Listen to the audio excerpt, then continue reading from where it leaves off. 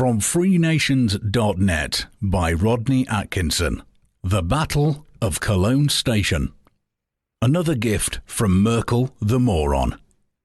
Having invited hordes of unchecked Middle East and African migrants into Europe, with no word of approval from Germans, Europeans or their elected representatives, Merkel aided the Paris terrorists, one of whom boasted at the ease of which he could come and go across Merkel's destroyed borders. Now the true extent of the disaster is being brought home to those unconsulted Germans.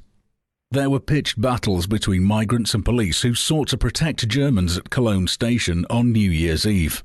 Women were being attacked, hit, prodded, sexually abused. They were forced, in the words of the police, to run the gauntlet of sexually and verbally abusive migrant men.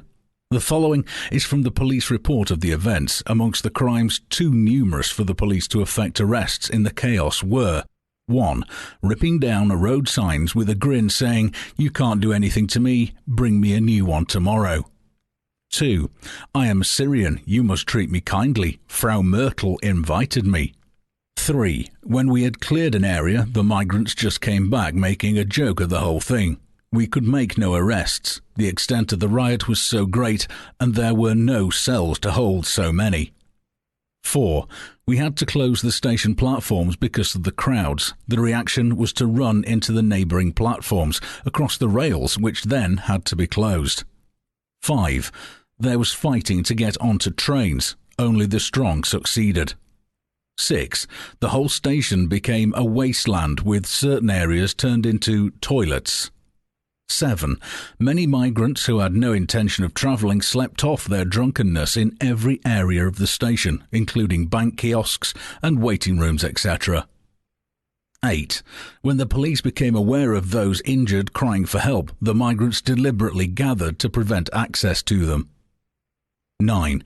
Many injured or acting as witnesses were threatened or pursued. 10. The continuous presence of the police and an alert public managed to prevent completed rapes. The contempt and lack of respect for law enforcement was the worst I've witnessed in 29 years in the force.